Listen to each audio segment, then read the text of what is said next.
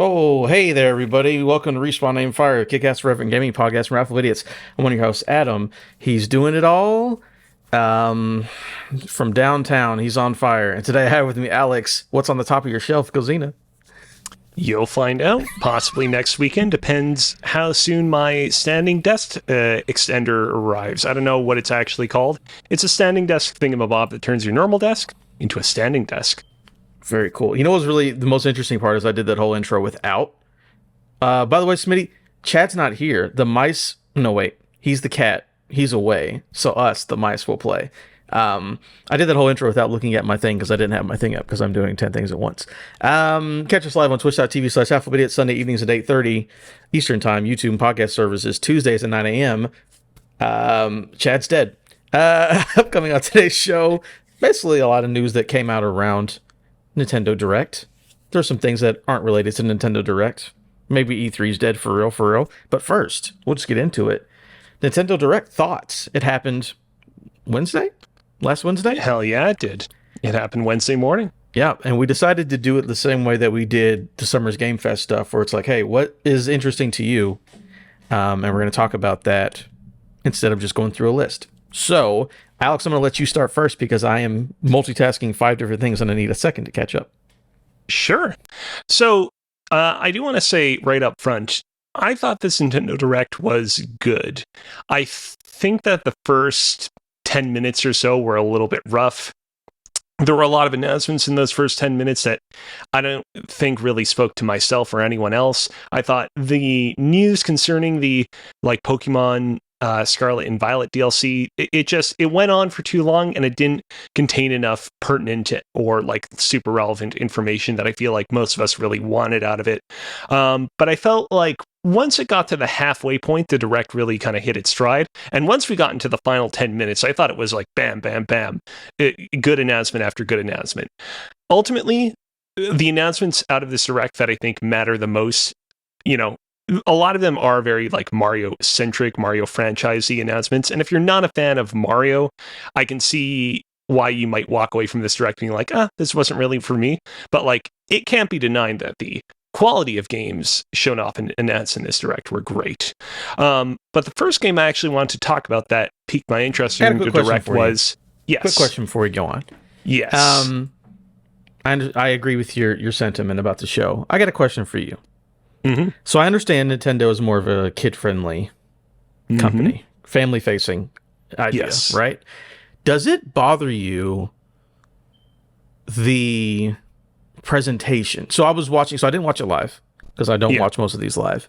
Afterwards, I'm going through watching the trailers, and it was a lot of, there's a 40-year-old man just talking us through the trailer. And I know Nintendo does that a lot. They're how do you feel about that presentation? See, here's the thing. I actually think that Nintendo might have cracked a code on how to present games better than almost any other studio out there that does these Nintendo Direct style showcases. I feel like Microsoft shows off trailers very well, but I feel like they're often lacking in a lot of context and extra information. Sony, I feel like it kind of varies, or I feel like sometimes they have too little information. Sometimes I feel like they go on for a little bit long. We'll get into it with some of the examples we're going to bring up, but watching this Direct, I feel like each trailer communicated enough to me visually and through the narration from the 40-year-old man, as much information as I feel like I needed about each particular thing. Were there some moments where the voice got a little bit grating? I mean, yeah, but overall, I can't say that I have a lot of complaints about it. No, it's just an interesting thing I noticed with them, because most other people do it in the interstitials between trailers. Right. But they do it during it, which I thought was interesting. It's not an issue with me. I just thought it was interesting they did. But go ahead and talk talk about your stuff, though. I will say, real talk, I personally am not a huge fan of when they do it during the interstitials. Anytime they're like, hey, let's show you this trailer for a game, and then they spend 5 minutes after the trailer talking about the game, I'm like, oh, come on, just please move on to whatever's next. Please. That's just me, though. first game of the showcase that really piqued my interest, Detective Pikachu Returns. This is the sequel to the original Detective Pikachu on the 3DS. Visually, the game looks a little bit on the rough side. The original Detective Pikachu on the 3DS was actually very impressive for its platform. This one doesn't look quite as impressive, but it is cool that we're seeing a full-blown continuation of this series, because when we last heard about this project, the way that they phrased what this was going to be, it seemed to suggest that they were just going to make like an enhanced or expanded version of the original Detective Pikachu that had a little bit more story content. So it's cool we're getting a sequel. I still hope that at some point we get the original Detective Pikachu on the Switch, though, which, as far as I can tell, was not part of this announcement. I didn't hear any scuttlebutt about that after the Direct, so fingers crossed on that.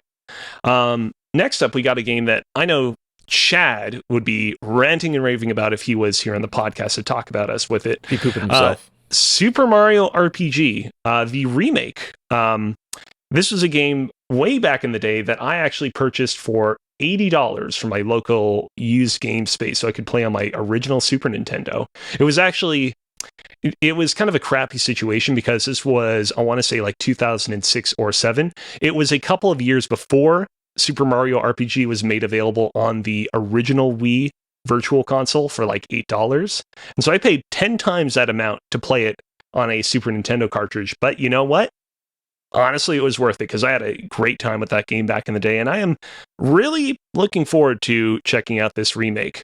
I will say, visually, I do appreciate how they've like shortened all the characters in this game. They look quite squat and quite cute. Kind of was hoping that maybe they'd lean a little bit further into a slightly more stylized visual style. But the glow up on this game still looks really impressive. Like, I don't know how many screenshots you've looked into this game, but like in the original Super Mario RPG on the SNES, like basically outside of the kind of boundaries of all the worlds that you would explore, there would just be like a colored void to represent a lack of like area that you could walk around in, and that has been like completely touched up and filled with like greenery and environmental thingamabobs and whatnot. It looks great, and I am very much looking forward to this one. I guess it's not really on your radar. No, it's a big one. I mean, on my radar as far as like, again, I never played that game back then. I don't have nostalgia for it, but I know it's a huge deal. And the trailer looks really good. I was like, oh yeah, that looks like if I want to get a remake of a Super NES game, this is the way I want to do it. I prefer this art style to like Link's Awakening, which I thought looked cool, but at the end of the day, I prefer just like making it prettier and common or more modern. And everyone's favorite, D tier celebrity Gino's here, so I know people will be happy about that. He's finally back. Chad's favorite person in the world. Hell yeah. And an honorary Italian, according to the poll I put out on my Twitter account. Question. Is he a puppet? Yes. Is he just like... Yes. So he's a knockoff Pinocchio. I'm guessing you don't care about spoilers, right? God, no. Okay. Spoilers ahead for a 30-year-old game, everybody. He's originally a kid's like doll / action figure. A star from the Land of Stars comes down to the Mushroom Kingdom and basically possesses the doll. And in doing so, enlarges the doll to human size or Mario size or whatever. And then from there, he accompanies you on your adventure because the idea is that you're trying to collect and reunite all the stars from throughout the realm. And the star that's inhabiting Gino's body is like, well, I obviously care very much about having the stars be reunited, so I will accompany you so that we can defeat the ultimate evil and, restore. Also, he's possessed. He's not world. even like a real person. He's just possessed by a star. Correct. Oh, wow. That's awful. The one thing I did notice was I don't know why I know this clip. Maybe it was a speed run or something. When Mario's like behind the drapes and they like try to find Mario behind the drapes. I recognize that. I don't know why. That memory's in my head, but there it is. Who knows? Right after that, we got a very brief tease of a Super Princess Peach game. We actually don't even know if it's called Super Princess Peach. I only called it that because that's what the last Peach game was called. By any chance, did you play Super Princess Peach? What was that on? The DS. It was like an early DS game. No. I mean, I've played... Okay, so in Super Mario Brothers 2, I only played as Peach. But that's not Super Princess Peach. So no, I have not played the game you're talking about. So the original Super Princess Peach is an interesting game because, like I said, it came out like early on during the DS's life cycle. That's, quite a few years before I feel like we as gamers had like a big international conversation about the way that women are often represented in video games, about how characters like Peach and Zelda are often damsels in distress that have to be rescued by a male protagonist. You would think that Super Princess Peach would kind of be a bit of a forward thinking game, given, you know, how early it came out, but the actual game itself is kind of problematic. The thing about that game is all of Princess Peach's powers are all based on emotions. And so you have her sad emotion in which she cries, and her tears create new platforms or something. It's been like a while since I've looked into the game, but like nowadays in 2023, the game doesn't really fly. And so it's cool that Nintendo is seemingly taking another shot at the Princess Peach platformer to do right by her character. Oh, hey, there's that show that the one actor got fired from because he might have participated in the January 6th rally. Uh-oh. Adam, I think your microphone... Sorry, my bad. I was muted. No, so a chat said, show me your Bobs. I want to see your Bobs. So it's a picture of Bob Burgers. The guy who got fired from Bob's Burgers for the January 6th stuff is not in these pictures. He actually plays Jimmy Pesto, who has not spoken in the show in about 3 years because of that man's actions. So, all right. Fair enough. So yeah, all that to say, obviously there's not a lot of information to go off of with this Princess Peach game, but hopefully this will serve as an opportunity for Nintendo to make up for some of the original Super Princess Peach's wrongs and deliver a more satisfying experience. Next year, right? After that, that's all we know is just 2024? Yes. Okay. They confirmed it's 2024, and I mean, the game's pretty early on. Again, we didn't see a lot of footage, but like, I can't imagine this game like getting pushed back to like 2025 or something. Last question. You never know. Did they say specifically that's a Switch game? That's a good point. They didn't even say that. Or did they? I don't know. I can do some research real quick as you speak, because I wonder. Sure. I wonder. A game that we do know is coming out on the Nintendo Switch is Pikmin 4.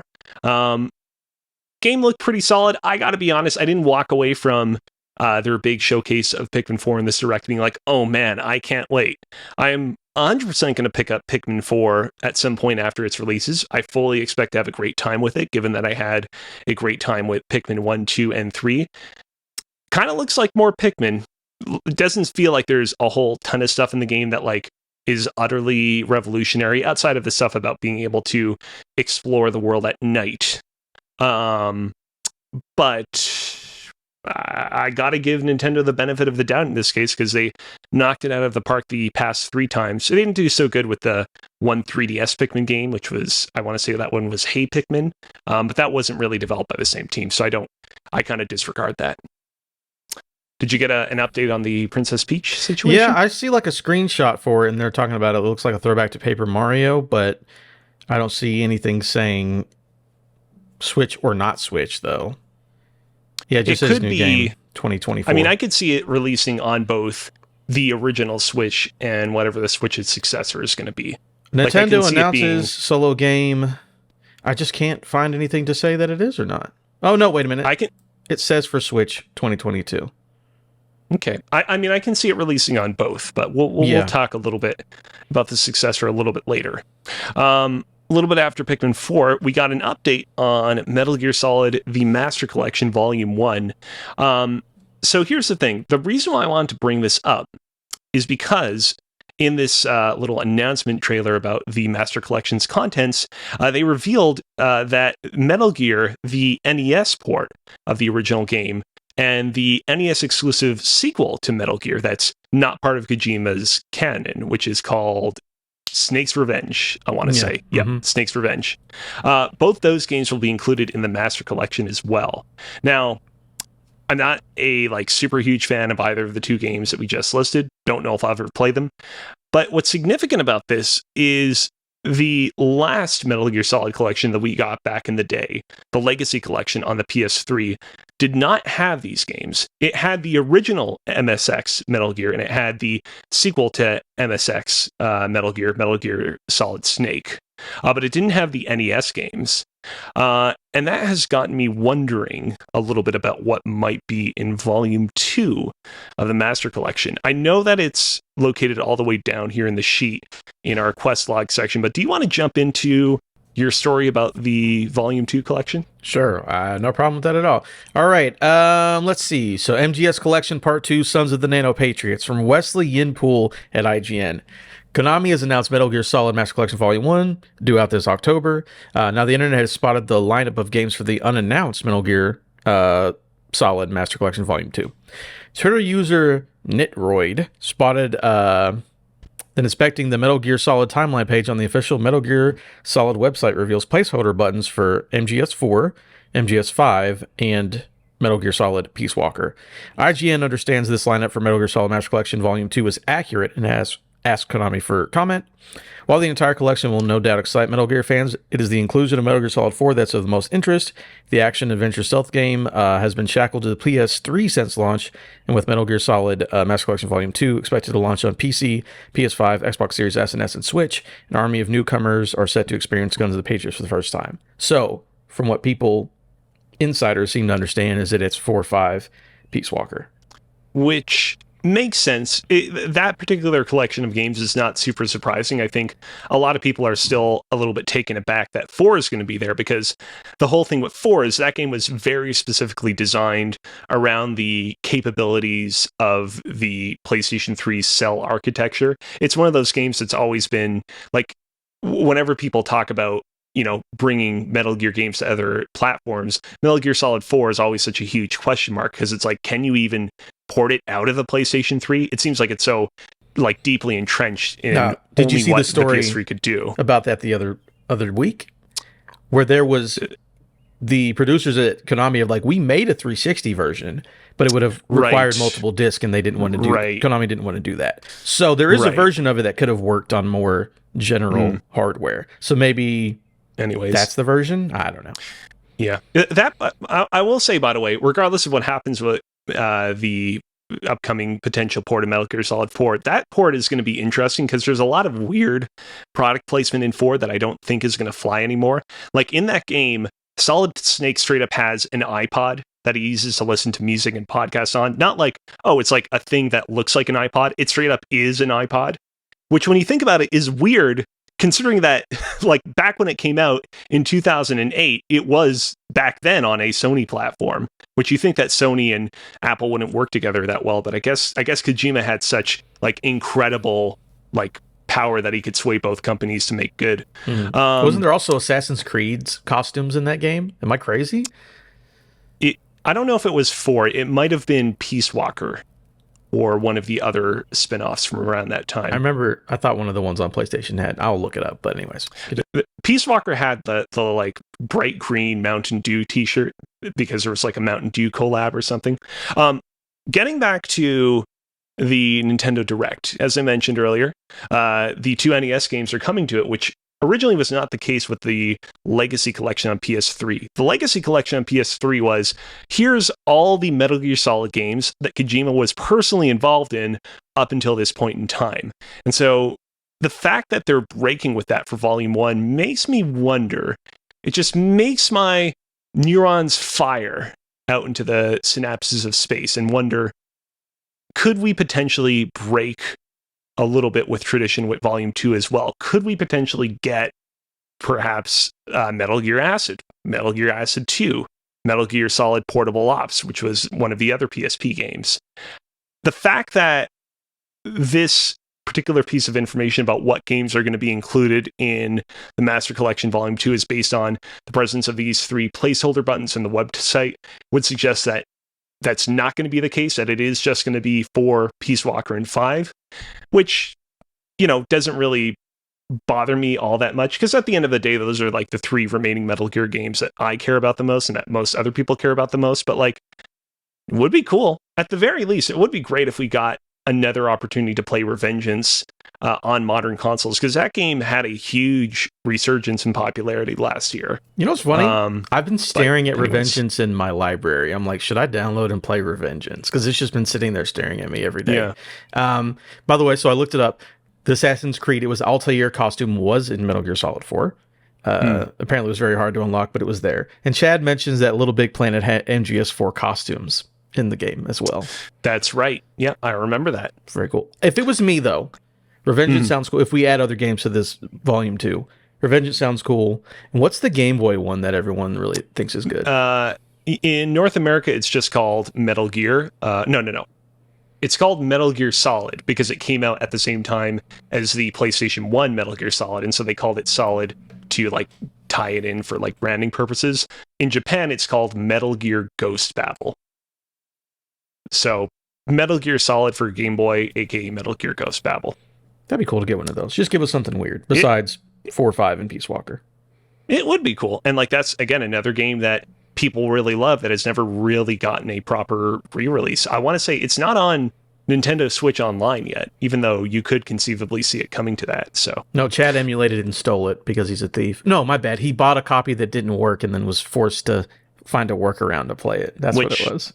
That's totally fair. Totally fair.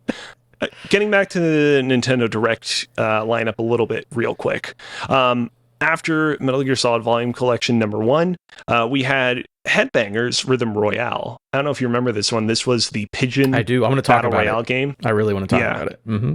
Yeah, this game, like, we've gotten a lot of Battle Royale games over the years. This game seems way out there in terms of its sort of core premise of how it's pulling off its genre of choice, and I am definitely going to give it a shot when it comes out. It is so cool. So basically, you play a bunch of pigeons in 30-player matches, and it's all rhythm-based rhythm-based games to be the winner of the Battle Royal, which I'm like, what a cool, weird idea. I like when people do awesome, weird things. I am terrified this game's going to close down in a year because I don't think enough people are going to play it, but I like that someone's taking a chance with like a rhythm-based Battle Royale. Sounds really, really cool. I hope it does well enough. That's all I'm hoping. Yeah, hopefully, I mean, visually, it doesn't seem like it's even on the same level as something like a Fall Guys, for example, or a Knockout City. Like, it seems like whoever's developing it understands that this is not meant to compete in that sphere, and hopefully that gives them enough financial leeway to not immediately get shut down shortly after it releases. But, I mean, we will certainly see. And last game from my list that I wanted to talk about was WarioWare Move It. We got a Wario game a couple of years ago, which was... I forget what it was called, but it was the one where like you're like multiplayer teaming up to like play a bunch of video games in a video game that you get sucked into. It seems like from what I remember, it got reviewed pretty decently well, but there was that kind of lingering frustration of like, oh man, I kind of wish this was like a slightly more traditional WarioWare game. And it is cool that we are finally getting a more traditional WarioWare game. I loved on the original Wii WarioWare Smooth Moves. That was a genuinely fantastic launch game for the original Wii. And if this game is any good as that one was, I am definitely all for that.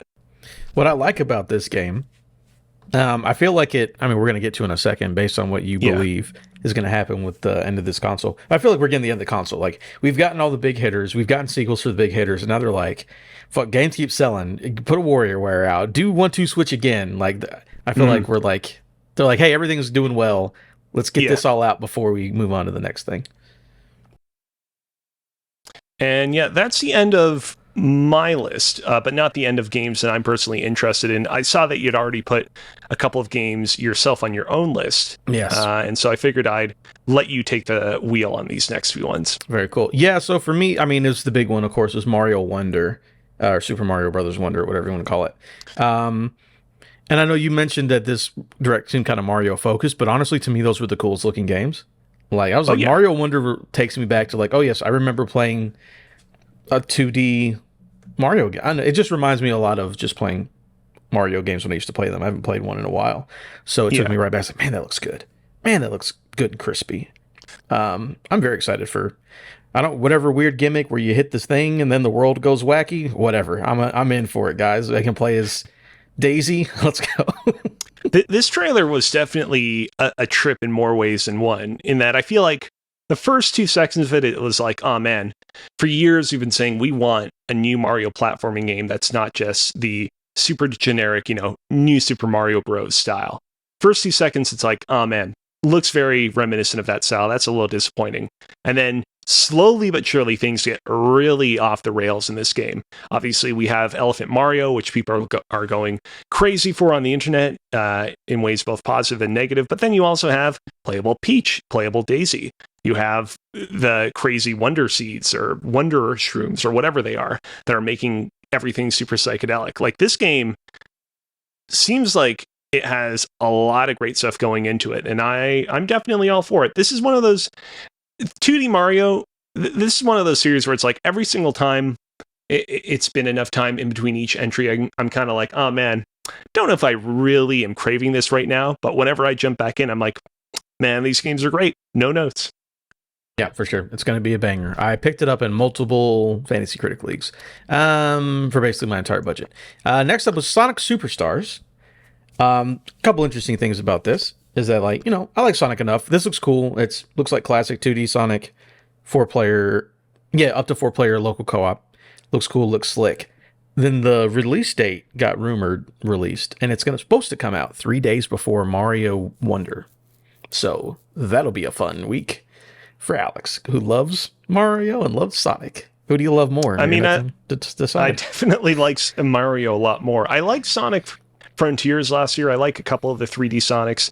To be honest with you, 2D Sonic never really been my jam. Way back in the day, when I first got access to a lot of the 2D Sonic games via the Wii Virtual Console, like, I gave Sonic 1, Sonic 2 a shot, and they just did not stick with me. I'll still be paying attention to see how this game reviews. It seems like it's a pretty quality product, and people were pretty happy with it coming off of Summer Games Fest, but it's not one of the games that I'm like actively looking out for. Very cool. The next one, Arkham Collection, got announced. Very cool, awesome games. My only question is, how is Arkham Knight going to run on Switch? I think Asylum and City, they'll be fine. They were on 360 PS3. No problem. I'm just really curious to see Arkham Knight with all that rain and all those reflections and that going through that fast car and see how that works. But hopefully it works fine. And those are great games to have on the go because those are one of my favorite trilogies of all time. So I thought that was a big plus to get that everywhere. Next one. Let me be honest with you. Not a nerd, right? Everyone knows I'm cool. I'm the coolest guy. I don't like nerd shit. But Star Ocean, the second story R. Don't really care about the game, to be honest with you. I don't care about a 1998 Sony game. But love this art style, man. 2D pixel characters. So you have your classic, like, 2.5D, Octopath. Not even Octopath, it's its own thing, because it's 2D pixel characters in a 3D rendered world. So your little pixel guys running around in a 3D world. I think it's like really cool. It's like, because we've had 2.5D with Octopath and this seems like another twist on that. And I think it looks really cool. Again, not going to play it because I don't want to play a Star Ocean game, but I think it looks fantastic. What about you? Alex, you never played Star Ocean, have you? No, never played one. I only know like 2 people who've ever played it, but they've made like a lot of those games. Yeah. I just wonder who it's for. I don't know. And my last one was Myth Force, which is it's a game that's been early access on PC. Basically, Saturday morning cartoon roguelike, team-based looter shooter kind of a thing. Looks like He-Man, but 4 players. And it's just cool for me because we finally have a release date because it's coming to Switch this fall, which means it should come to 1.0. It's coming out everywhere. Everyone who's played it said it's pretty cool. So I'm hoping after being in early access for about a year and a half, it'll be hot and bothered. But that was it for me. Because, yeah, we've talked about all the cool stuff at this point. There you go. Yeah. So with that, I think we're ready to jump into Segment from Cozy. Do you have a theme song for Segment from Cozy? Let me try to think. I just think of Ave Maria. There's got to be a different song. Let me see. You don't have to put a lot of effort into it. I got it. Hold on. All right. Dun-dun-dun-dun-dun-dun. Segment. Dun-dun-dun-dun-dun-dun from Cozy.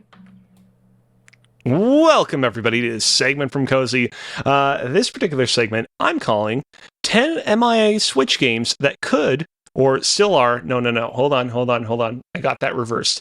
10 MIA Switch games that are, or still could, be on the horizon. So, we saw a lot of Switch games showed off in the Direct, some of which are coming out later this year, some of which are still slated for release in 2024, some of which are still slated for some indefinite point in the future. However, there were 10 10 games of varying levels of consequence that were not shown off in the direct that I figured I'd take the opportunity to talk a little bit about here. Obviously, if you actually go and dig into what games are still slated for the Switch that weren't talked about in the Nintendo Direct from this past week, there are many, many, many games that we could be talking about on this particular segment. But I felt like these 10 games are the kind of most pertinent games to the, Switch's overall library, to its identity, to us, as gamers and our interest in the platform. So number one, of course, we have Metroid Prime 4. I called it ahead of time, ahead of the Direct, that we weren't going to get Metroid Prime 4 at it. I said on Twitter, I think we got to temper our expectations. I think that at this point, it's pretty obvious that Metroid Prime 4 has probably been moved over to the Switch successor, that it will probably launch on that platform, if not launch shortly after that platform's launch. Will it also potentially release on the Switch in addition to the Switch successor, much like how Zelda in the past has spanned multiple console generations when it releases? Who's to say? I'm going to say right here, right now, and I know I will probably upset some people by saying this, but I really hope that Metroid Prime 4 is exclusive to the Switch successor, because then it'll definitely benefit a lot from however much juice that successor will be packing. But ultimately, like, we still know so little about that game, so I'm not going to speculate any longer. I love how that's your cozy guarantee, is that this game is a Switch launch game. Or Switch 2, it's looking more and more likely at this point. Probably so. I feel like the tide has definitely changed. I've seen a lot of outlets over the past few weeks be like, yeah, maybe we could see Metroid Prime 4 shifted over to the successor. Who knows? What else did this? I feel like Zelda games did this. Right. Didn't they show off one or two of them that came to the other? Twilight Princess, yeah, and Breath of the Wild are like the two big examples of this. Yeah. I remember that. And then what else? I mean, you had, I don't know if this really counts, but like the original Animal Crossing was originally a Nintendo 64 game that only came out in North America on the GameCube. I didn't remember that was supposed to be on the 64. Very cool. Yeah. Right. Not a lot of examples coming to mind. I think it's really just Zelda. That's all I can think of. There was, like, for example, like Super Paper Mario, which was the Wii Paper Mario. That was originally a GameCube game, but then it came out on the Wii a little bit later. There are a few examples like that, but those are kind of the big ones. So after that, we have Metroid Prime 2 and 3 remastered. One came out earlier this year, did pretty well. Now, a lot of people are wondering, are we going to get Metroid Prime 2 and 3 remastered, or are we just going to have one remastered, and maybe we'll get a, like, re-release of 2 and 3 that's not like a remastered version of both games? The problem is that there's like conflicting information about what's going on with these two games. What I last read was that originally the plan was Retro Studios was going to remaster 1, 2, and 3, and then what happened was they used like in development footage of Metroid Prime 1 remaster to convince Nintendo to give them Metroid Prime 4 and reboot that game at their studio. And when that happened, it shifted from we're doing all 3 remasters to we're just remastering 1 concurrently to working on 4. And so, yeah, I guess whether or not 2 and 3 get remastered is now dependent on how satisfied Nintendo was with Metroid Prime 1's remasters. So we'll see what happens there. Or maybe both games are done for years now and they just are holding off on them. Yeah, I would love if they were like, hey, here's the release date for 4, and 2 and 3 are also available today. That would be great. 2 other games that were not shown off at this Direct, but that have been like very heavily rumored for a very long period of time, are Twilight Princess HD and Wind Waker HD. Both games originally launched on the Wii U. Both were loved on the Wii U, and many people have been clamoring for these games to show up on the Switch at some point. I will say, man, like, throughout the entirety of the Wii U's life cycle, I remember people clamoring then for us to get Twilight Princess HD, and then we eventually got it kind of towards the end there. Like, I really hope that after we finally get Twilight Princess and Wind Waker on the Switch, we don't have to go another Nintendo console life cycle of these two games not being present until they finally put them on it. You know what I mean? Like, I hope that when they release a Switch successor, you can go into the Switch successor's eShop and just download, like, even if it's just the Switch version of these two games, you can still at least download those in the same way that on the PS5 you have access to all your PlayStation 4 games, for example. I don't want to have to wait for all this shit again, because I gotta be honest, I'm getting a little bit tired of people asking for these games, even though these are, fantastic games, and everybody who owns the Switch definitely deserves to try them out. I wonder why these are the only things that haven't been ported. Literally everything from the Wii U that was worth it has been ported except for these. Like, I actually had Wind Waker HD on Wii U. And it's like, yeah, that's right. I did too. They never did it over here, did they? Which is weird. Yeah. Next game I noted down was Persona 3 Reload. Now, this is a weird situation. Well, when you finish, I actually have a news story about it that came out 12 hours ago. Is this about Persona 3 Reload not coming to the Switch after all? Yep. You want to jump into it? Okay, yeah. No, so apparently the leaker for Persona, who leaked the whole Persona 3 Reloaded existing in the first place, like a very credible leaker. Yeah. Basically said that it's a very long story, but basically there's no deal for it to come to Switch. There's no published deal made at all for it. Unless this changes, nothing's going to happen. Same thing for Metaphor, which is that other Renifor Phantasma, whatever. So apparently those games are coming out for everything but Switch, just because they didn't make a deal for it to come to Switch. Yeah, I mean, it's Metaphor. I mean, I don't think anybody was speculating from the jump that one was going to come to the Switch, but with Persona 3 Reload, it seemed like a lock. And visually, while Persona 3 Reload is a very pretty looking game, there's nothing going on in it visually that seems like beyond what Persona 5 was doing, which made a lot of people assume like, well, for sure this has got to come to the Switch, because all the other Personas came to the Switch over the course of the past couple of years, but it seems like it might not be happening, which is honestly pretty shocking, but I wouldn't completely rule it out. I don't think we're utterly confirmed to not get it, but that's just me.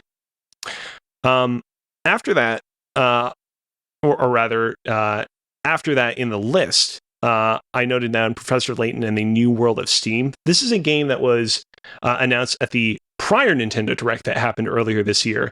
And I talked about it a little bit back then, but just to kind of refresh everyone, like, this was like low-key one of the biggest announcements of that Direct, because like up until a few years ago, Level 5, which is the studio that develops the Professor Layton games, they're also the studio behind the Ni no Kuni games, the Yokai Watch games, the Imazuma 11 games. They had basically gone completely AWOL on releasing games in the West. They had basically completely shut down operations and decided to kind of like exclusively focus on the Japanese market. And the announcement that, hey, we're back, we're ready to publish games here in the West again, and we're developing a new Professor Layton game, not the Professor Layton's daughter, who was like the last Layton game before that, but actual legit Professor Layton, was a huge shock. This game, by all accounts, is still coming. Doesn't seem like it's in any kind of weird trouble or is like a weird situation like Persona 3, where it might not actually come after all. But it is still a game that is somewhere off on the horizon, and we will certainly see when we finally get it. Yeah, its Switch page, or it's on Nintendo's website. Professor Layton in the New World of Steam says Nintendo Switch releasing in TBD, rating pending. There's nothing on this page, just a picture. So yeah, interesting. Yeah. In addition to Professor Layton and the New World of Steam, another game that Level 5 developed within the past couple of years is Yokai Watch 4. They actually made two different versions of Yokai Watch 4. They made Yokai Watch 4, which released in the summer of 2019, and they released Yokai Watch 4 Plus Plus, which released in the winter of that year. The prior three Yokai Watch games had released on the, I want to say, 3DS in North America, and none of those games did especially well. The history of the Yokai Watch series is so interesting. We could spend an entire podcast talking about it, but TLDR, there was a very brief period of time during the 3DS era where Yokai Watch culturally in Japan was like outgunning Pokemon. Like, it was like sales wise, in terms of kids knowing about it, kids like doing the dances along to the anime, it was like eating Pokemon's lunch. And then the series kind of had a drop off and never really recovered from that. But nevertheless, Yokai Watch 4 released in 2019, and I, can't help but wonder, will we get a port of this to the Switch in North America now that it seems like Level 5 has sort of resumed its North American operations, plans, whatnot. The game got a pretty decent review on Famitsu, 37 out of 40, so it is a quality product, and the original 3 Yokai Watch games were honestly technical showcases on the 3DS. I never exhaustively played them, but they always really impressed me, especially compared to what the Pokemon games were doing on that platform during that same generation. So who knows? Could be cool. Yeah, I remember at a time, blowing up in Japan and people being convinced yo, this is going to be the next Pokemon, and it never took off in America. Just did not happen. Yeah. So did not happen. Another Level 5 game that was also talked about in the previous Nintendo Direct, but that was not shown off in the most recent one. Fantasy Life I, The Girl Who Steals Time. I did not play the original Fantasy Life, but I know that the original Fantasy Life is it's one of those games on the 3DS that people are like, man, it's a real good game. Level 5, you're a real talented developer. And I know there were a lot of people who popped for this game when it was announced last time around. So, alongside Professor Layton and maybe Yokai Watch 4, we could have ourselves a little Level 5 Fiesta in 2014. Not 2014, Jesus, 2024. What year is it? For the last few games that I have on my list, these are games that have not even really been rumored. Well, no, we'll just get into them. These games are a little bit of a different beast from the prior 8 games, so I figured I'd talk about them a little bit. So when people talk about the Wii U's library being trapped on the Wii U, about the Wii U still having a few games here and there that still have yet to make their way to the Switch, the last game outside of Twilight Princess and Wind Waker HD that people yearn to come to the Switch is Xenoblade Chronicles X, which was the Xenoblade Chronicles 1 sort of side sequel / spin-off that only released on the Wii U back in 2015. Ahead of this episode, I actually went digging for information on what could potentially be up with this game. And in a 2018 Game Informer with Imran Khan, one of the producers on the game, what's his name? Tetsuya Takahashi, basically was like, yeah, personally speaking, I'd love to play the game on the Switch, but it would be really difficult to make it. When asked why it would be such a problem, he simply laughed and replied, money, it's a massive game. Recreating it would be really difficult. I don't deny anything that Takahashi is saying here, but fact of the matter is that over the course of the past console generation, we've had a remaster of Xenoblade Chronicles 1, Xenoblade Chronicles 2, and Xenoblade Chronicles 3 all make their way to the Switch, and none of those games could have been particularly cheap to develop, so I wouldn't put it past that we could still get Xenoblade Chronicles X at some point. Because after Xenoblade Chronicles X, the well of interesting Wii U games that are still stranded on the Wii U kind of dries up. Other than that, you've got Star Fox Zero, which nobody loves. Nope. You've got NES Remix 1 and 2, which are good games, but you don't see people yearning for those games, So yeah, that was the mech one, right? Yeah, I'm looking at it now. It was the mech Xenoblade. Yeah. And last thing I put on this list is a game that has been heavily rumored over the course of the past year, but obviously is still not confirmed. It's the 3D open world-ish Donkey Kong game that we've heard of here and there sporadically over the course of the past few months. According to a spate of rumors that came out towards the end of March this year, the game is apparently still in development, and apparently has been in development for some time. But it's funny. I thought in this particular Nintendo Direct that Nintendo was going to maybe vary things up a bit. Maybe we would get a remake of a Mario game that came out on the SNES, and then we were going to get a Donkey Kong game, or maybe we were going to get some other Donkey Kong project, and then a 2D Mario game like Mario Wonder was going to close out the show. But we kind of got exclusively just Mario games at this Direct, which kind of makes me wonder, could this 3D Donkey Kong game have never have existed to begin with? Could it all just be Steam? Could it be one of those weird broken cases of telephone that's like willing this game into existence, kind of like what happened with Star Fox Grand Prix a couple of years ago. I want them, if they make a new 3D Donkey Kong game, it has to have Aha's Take on Me instead of any original music. Oh man, that's you know how in what was it, Donkey Kong 64, they have the DK rap at the beginning. Mm-hmm. That'll be like, instead of the DK rap, it'll be Aha's Take on Me as like the opening theme song rap thing. So good. Don't use your original music, use the licensed stuff. It's a kids movie, it's fine. All right, very good stuff. I guess we're gonna move on to, you gonna sing that part right there? I don't know if that's how it goes. I'll take it. Segment from Adam. All right, this time we're having a little game, again, based off Nintendo. That's all Nintendo this week. I call this the meat in the thruple sandwich. Ooh. Who wants to be the meat? Who wants to be the bread? It's 3 people. So, based on things shown at the Direct, I'm going to give you, well, most of them. One of them's different. I'll explain. But I'm going to give you previous entries based off things that were shown in the Direct. 3 of them. And I want you to put them in order based on how they did on Metacritic. So it's just to look back on like how popular are these series that are coming that we were shown off at Nintendo Direct. First one's cheat. First one's about movies. So I have 3 movies. This is all based on Metacritic, not Rotten Tomatoes. I want you to tell me, of these 3 movies that all have sequels coming out, which order them in from top to bottom. Super Mario Brothers movie, the one we just made fun of for having Aha's Take on Me, Detective Pikachu, and Sonic the Hedgehog 2. Now, what do you think the order of those is based on Metacritic? And then I can give you the Metacritics afterwards.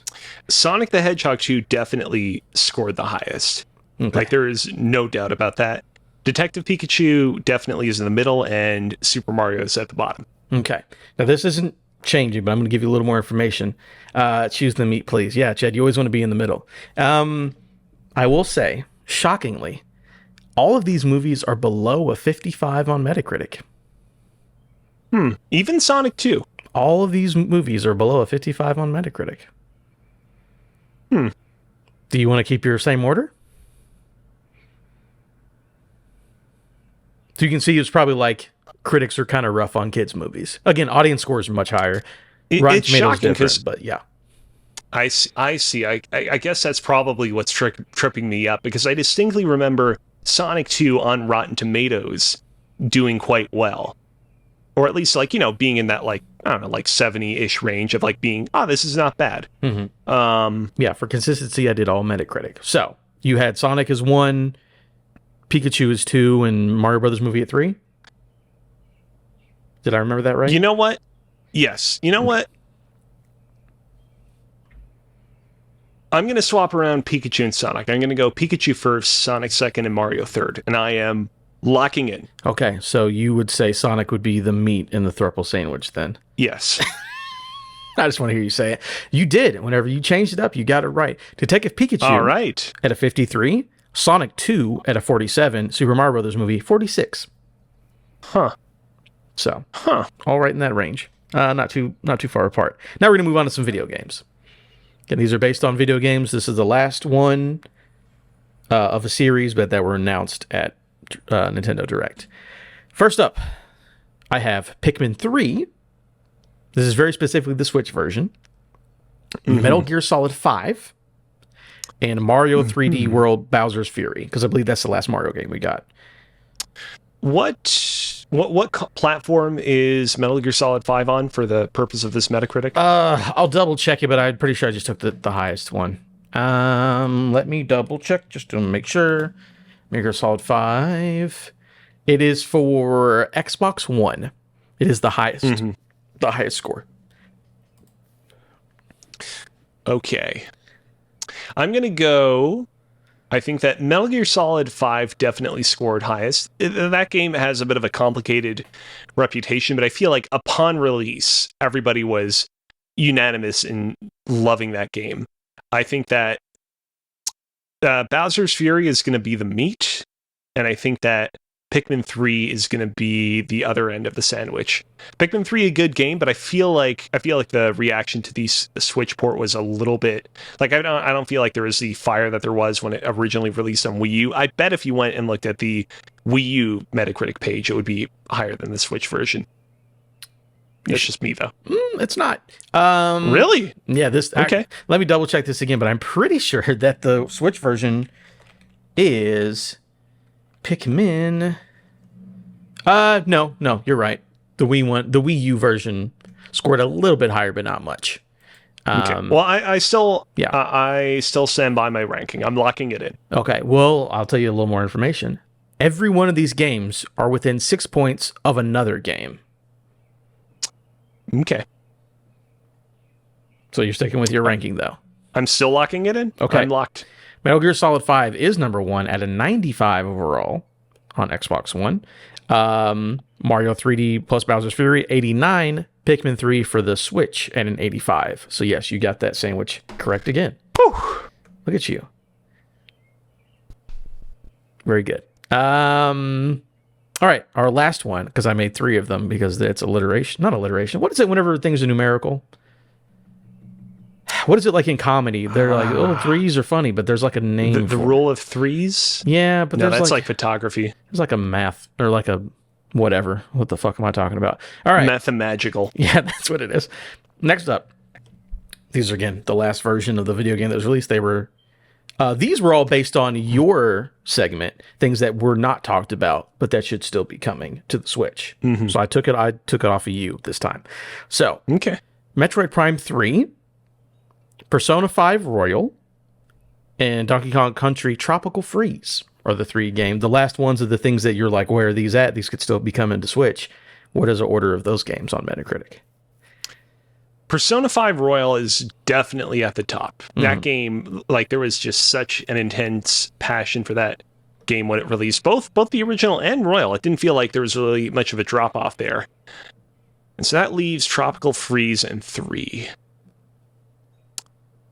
Metroid Prime 3 was really, really loved when it first came out, though I feel like there has been a little bit of a drop-off in appreciation for it as of late. Tropical Freeze, like, that game was kind of mired in a lot of controversy when it was first revealed, because everyone was like, oh man, Retro's making another Donkey Kong. They're not making another Metroid Prime game, or like at least something that's a little bit more in that wheelhouse. But it did review well, despite that. I'm going to go and I'm going to say that Metroid Prime 3 was a meat, and Donkey Kong Tropical Freeze is a very, very close bread on the other end. Would it be the bottom piece of bread or the top piece of bread? The bottom piece of bread, because Persona 5 Royal is at the top. But then you press it in a panini maker and flip it over when you take it out. But no, you got it right again. Look at that. Wow. You would be perfect in a thruple because you know everything about three things in a row. Yeah, Persona 5, 94, Metroid Prime 3, 90, Tropical Freeze, 86. So there you go. You nailed it. You really did very, very, very well. Wow. Congrats to you. You've won. I'll give you 1 day of your life back. That's a throwback. If you guys haven't listened in a while, I won a bet about a year ago, and I got to take 6 months of both of their lives, of Chad and Alex. You can have 1 day back, but there you go. That's it for my segment. And that means it's time for playtime. And I guess I'll just go ahead and do mine really quick because it's really short. I didn't really play a ton. I got back into Skyrim a little bit. 1 day of life. Yeah, that's all I deserve. Chad, you still owe me full 6 months. Got a little back into Skyrim. I just wanted to dick around and have something to play around with. But the main thing I got into that was new, I'm getting ready to play Axiom Verge. I'm going to do it one of these days. Don't worry. We're not recording for another week. I'll be fine. I started playing UFC. So my son mentioned that he was playing UFC. I'm like, what do you know about fighting people, you pleb? And I downloaded it as well. Yeah, I think I might be into MMA now. It's like a really, really good game. And it's like, okay. So it's very technical, kind of nerdy. It's a fighting, it's a fucking fighting game, like Street Fighter or whatever, basically. But I don't think there's a better feeling than when you like punch somebody so hard that they fucking pass out. Like, I don't think there's a better feeling in gaming. Like, I remember, like, I don't know. I'm glad that you prefaced it with that. Real life too. Knocking someone's lights out is uh-oh. wonderful. I don't. Were you? I knew you were around. Did you get into the Fight Night craze? Because remember, Fight Night, No. a video game about boxing, but everybody was into it. Strangely enough, like it was like way bigger than boxing was. That video game. And yeah, I get it now. I'm kicking people in the side of the head. Blood's going everywhere. I'm knocking dudes out. I'm champion. 7 defenses in a row, baby. I'm all about it. I'm into UFC right now, so I might be an MMA boy. Fight Night is dope. Remake of the original movie. Oh, Fright Night. I actually did like that remake of that movie with McLovin was in that one. It was pretty good. But yeah, that's it. I'm just punching people and stabbing dragons. That's it. On my end, it's interesting. You talked about how you haven't been up to a whole lot this past week. I have been like going through so many games. You know, it's funny. It feels like for the past several months, every single week I come into the podcast and I'm like, hey guys, yeah, I got stuck on another Rockin' Zelda again. It's a real big game. Oh, and I played that other game that we have to play for Barf, but I can't actually talk about it on the show, so who cares? For whatever reason, within the past week, I've played a crap ton of stuff. Of course, I played some more of Diablo 4. The campaign's done, so I'm taking care of a lot of stuff that I still need to take care of on the map that becomes available in the post-game, as well as stuff I never completed during the main campaign. I beat Axiom Verge 1. It's complete. It's done with. Don't think I'm going to go back for the platinum because we'll talk about it on the podcast, but the platinum is just a humdinger and a half. Beat Axiom Verge 2, the sequel that came out in 2021. Also don't think I'm going to platinum that one, but I still thought the game was very, very redacted. And I started playing a game that you previously played a little bit back, Coffee Talk 2, Hibiscus and Butterfly. Yeah. And let me tell you, there is something so comforting about coming back to this game's universe. Even though, like, so much of the subject matter discussed in Coffee Talk 2 is kind of on the heavy side. Like, there's a lot of real heavy themes, lots of discussion of prejudices, lots of allusions to, like, real-world events that have happened over the past few years that get discussed in it. Despite all that, this game is like a comforting, warm cup of coffee, which coincidentally is what you serve a lot of in the game. So I'm really loving it so far, even though I'm only a couple of hours in. Yeah, I want to get back to it because, yeah, it's very... I don't know what it is because I really don't like visual novels, but something about that game, I kind of like just keep going through it and talking to all these weird fantasy people and making cool drinks. I'm into it. I will say, real quick, and I won't spoil it, but at the end of the original Coffee Talk, there is a big and pretty unexpected revelation that occurs concerning your main character's identity. Up until the end of the original Coffee Talk, it's just sort of presented that you're this barista at a coffee shop called Coffee Talk. Nothing particularly special about them. And the ending kind of pulls back the curtain a little bit and reveals that there's something going on with your character that is out of this world in more ways than one. And I'm interested to see if Coffee Talk 2 ever really comes back to that and integrates it into its story in like a significant way, or if that's still just like a fun little kind of background detail about your character that isn't actually all that consequential to what's going on. Now, I can't say for sure, but I am pretty positive that there is like, you beat the game, you can go back and like fast forward to do story stuff. So I don't know if it's going to be exactly the same, but it's probably in there. I've already like replayed a couple of scenes every now and then because I'm like pretty bad at like getting people's orders. Like they'll be like, I want this tea with lots of honey and a little bit of milk. And I'll be like, all right, perfect. Tea, milk, honey. That's not what I wanted at all. What do you mean? It's tea, honey, and milk.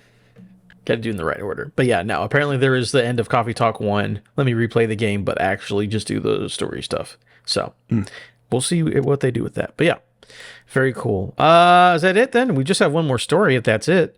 And it's a good one, guys. Everyone be excited or not. We already knew E3 was dead, right? It's from Andy Robinson at VGC. E3 2024 and 2025 has reportedly been canceled. That's according to the Los Angeles City Tourism Board, which notes in a meeting packet spotted by Reset Era, published on Wednesday, that a summary of planned city conventions includes E3 cancellations for 2024 and 2025. In a statement issued to VGC, E3 owner ESA claims that, quote unquote, no final decision have been made about next year's potential event. ESA is currently having conversations about E3 2024 and beyond, and no final decisions about the event have been made at this time. Again, I feel like, didn't we already know this was a thing? But I guess technically it was only for this year. J3 got canceled, but it's definitely looks like it's not going to happen at all, or definitely not in LA at the very least. E3, if you still want to chase a ghost, if you really want to have another E3 big convention showcase thingamabob, come to Montreal. We're basically the Silicon Valley of the East Coast of North America. Come to us. We have so many cool developers around the corner that will be willing to give you their games. Ubisoft, up until the very last moment, Ubisoft was like, yeah, we'll do E3 rain or shine. And then they pulled out just before E3 2023 was formally canceled. So you know that they will be there, and they're right in the same town. So come on, man. E3, Montreal, 2026. Let's do it. It could happen. I mean, you could be there live in person. Now, I hope it doesn't happen, but there's thunderstorms going crazy right now. So we'll see if my power goes out. But yeah. We're almost at the end. Let's go. Yeah, I mean, we're basically there. It's all cool. Again, whatever. Jeff's going to take over, and it's fine. Everything's taken care of. I don't miss E3. Again, I never had a chance to go. I never really wanted to go. I don't want these things to go away, but E3 just... They're like, give us millions of dollars and then we'll just cancel the event. Like, that sounds like not like a great thing. I'm sure that the two of us within the next couple of years will get an opportunity to go to like whatever Summer Games Fest organizes for its next big showcase. Like, I'm sure we'll be able to go to that. Yeah, we could, but probably not E3. Chad lives next door and he wouldn't go. You know, it's crazy. Yeah. All right, that's it. No segment from Adam, no game on game show, because the mice don't play games. They just fuck shit up. So that's our show for today. You can go to patreon.com/respawn-aim-fire, vote on barf games for the month. And also get a Patreon exclusive episode every month for $1. You can get it early for a month exclusively. We have 2 RAF pretties up. And we just recorded what the thing for the month of July is going to be. It's going to be a good one, everybody. Drink bourbon straight out of the bottle for about an hour and a half. It's a real good time. You got to get on Patreon or for $1 and check that one out in early Did July. That give Adam and Adam's partner the physical and mental strength to pull off their victory? You'll have to find out. I might have went Super Saiyan 10,000. But for this month, our barf game is Axiom Verge, which Alex mentioned before. We'll be talking about that pretty soon, next couple of weeks or so, with a guest. You might know him. Oof, ouchie, my pee-pee. Maybe he's here to hang out with us again. And then we should have a new poll going up relatively soon to figure out we're going to push in July. Yeah, we should. We'll figure that out. But thank you, Alex, again, for hanging out with me, for having all the Nintendo information, and being a cool bud. Where can people find you at? You can find me over on Twitter at Alex Kozina, AlexKozina. All right, very cool. You can find me at Adam Gumby. Make sure to follow our Twitter at Respawn-Aim-Fire, just because let's get more people on there. You're going to want to do that because I might, don't hold me to this because it might be too much work and I won't do it, but I'm thinking about doing a limited run like series on a game. Like a limited event podcast thing, but I might not do it at all because I might get lazy. But you're going to want to be on Twitter to figure that out. So thank you again, Alex. Thank you everyone for coming along, and we'll leave you with this final word. I'll put it up this week. That's what Chad said. Goodbye. Good.